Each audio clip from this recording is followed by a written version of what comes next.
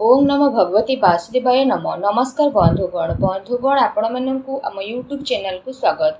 बंधुगण आज भिडियो आम आपण माननकु कहिबा पई जाउछु आगामी 18 दिनर स्थिति विषय रे कि आगामी 18 दिन आपणक पई किपरि साब्यस्त हेबो, ता सहित केउ सबु जिनिस रे आपणकु फायदा हेबो, केउ सबु जिनिस रे आपणकु सावधानियता अवलंबन करिबा पई पड़िबो, आपणकर लव लाइफ किपरि रहिबो, क्यारियर किपरि रहिबो, बिजनेस आउ व्यापार किपरि रहिबो एवं स्वास्थ्यर महत्वपूर्ण इनफॉरमेशन मध्य आमे आपण माननकु भिडियो रे कहिबु।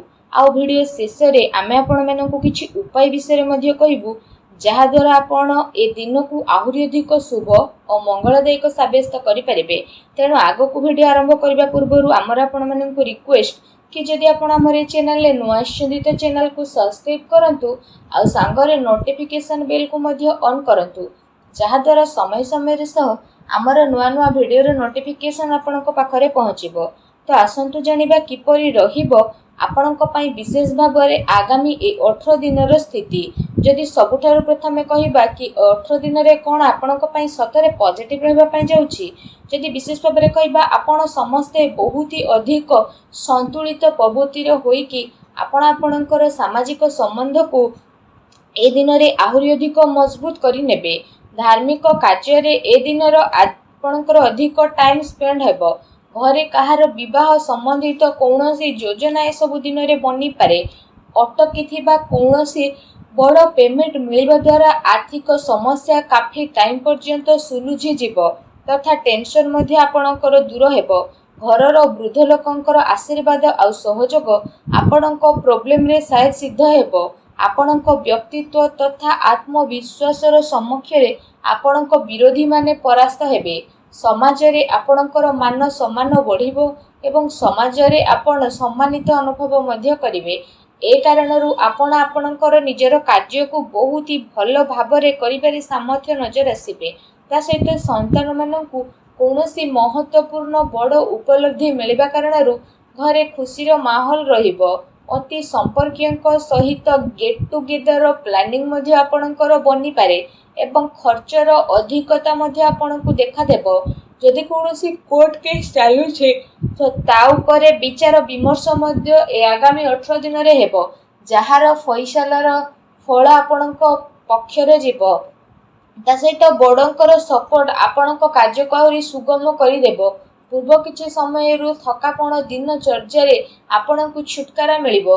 ता सहित समय अति संपर्कीय मित्रंक सहित मनोरंजन संबंधित आमद प्रमोद रे आपणकर व्यतीत हेबो।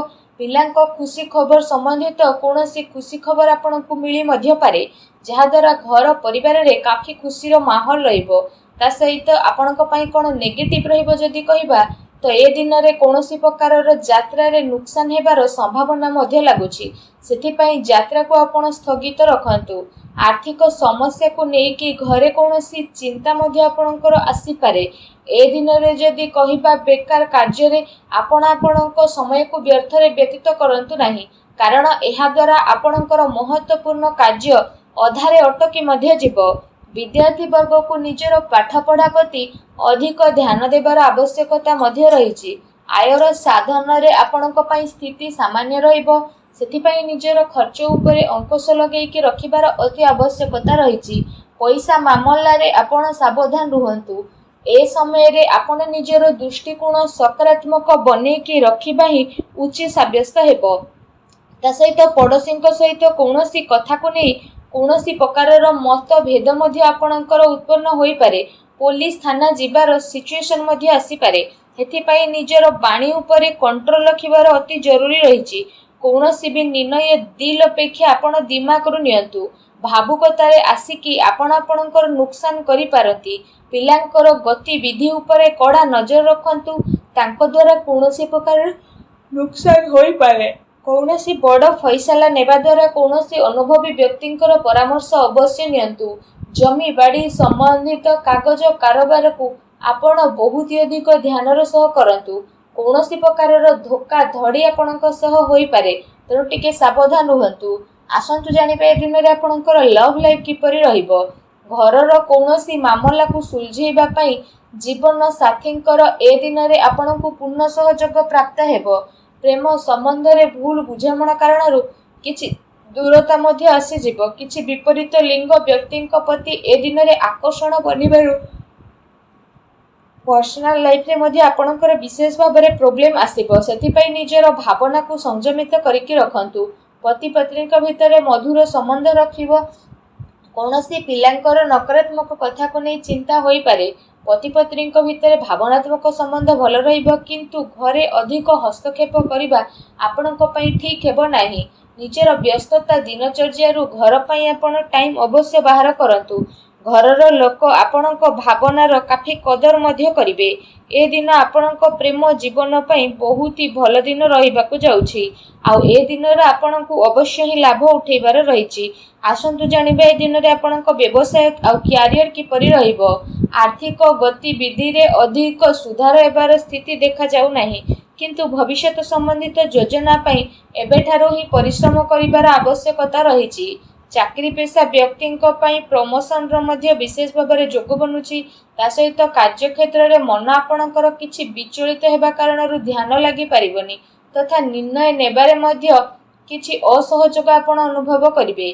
सेथिपई कोनोसी भी कार्य करिबा पूर्वरु घरर वरिष्ठ लोकक परामर्श अवश्य नियंतु। व्यावसायिक गतिविधि पूर्ववत रहिबो, किंतु मार्केटिंग संबंधित कार्य रे आपण किछि फायदामान ऑर्डर मध्य मिली पारे। सेथिपई पार्टी सहित आपण संपर्क रे ही रुहंतु। सरकारी सेवायत व्यक्ति को विशेष भाव में कार्यर अधिकता रहिबो। ए दिन रे कार्य क्षेत्र रो गतिविधि भल रहिबो। आपणकर भल छवि कारणरू मार्केट रे आपणको बहुत ही भल ऑर्डर मिलिबार संभावना रहिछि। सेथिपई निजर पूरा ध्यान निजर कार्य उपरे केंद्रित रखंतु। चाकरी पेशा व्यक्ति विशेषज्ञ पई ए दिन बहुत ही महत्वपूर्ण रहिबो। ता सहित कौनसी भी प्रकारर निर्णय आपण दिल अपेक्षा दिमागरू नियंतु। भावुकतारे आसिकी आपण आपणकर नुकसान मध्य करि पारंती। पिलांकर गतिविधि रे कड़ा नजर रखंतु। तांको द्वारा कौनसी प्रकारर नुकसान मध्य आपणको होई पारे।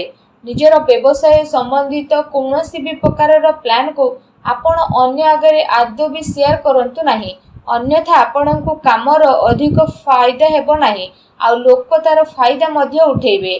चाकरी पेशा व्यक्ति मध्य निजर फाइल आउ डॉक्यूमेंट्स बहुत ही अधिक संभाली कि रखंतु, अन्यथा आपण प्रॉब्लम रे पड़ी पारंती। तेणु सावधान रुहंतु।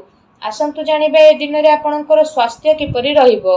आपण निजे निज भितरे आत्मबलर कमी मध्य विशेष रूप रे अनुभव करिवे। ए पई शारीरिक कार्य क्षमता रे मध्य आपणकर कमी आसीबो।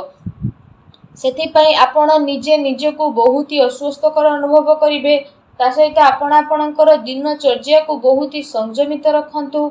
सेथिपई आपण डेली योग करंतु, व्यायाम करंतु एवं सुस्थ रुहंतु। आसंतु जानिबा ए दिन रे आपणक पई कोन विशेष उपाय रहिछि।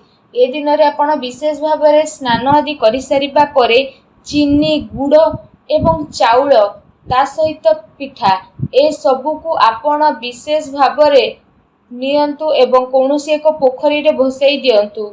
माँ लक्ष्मींकर पूजा आराधना करंतु। हनुमान चालीसार मध्य पाठ करंतु।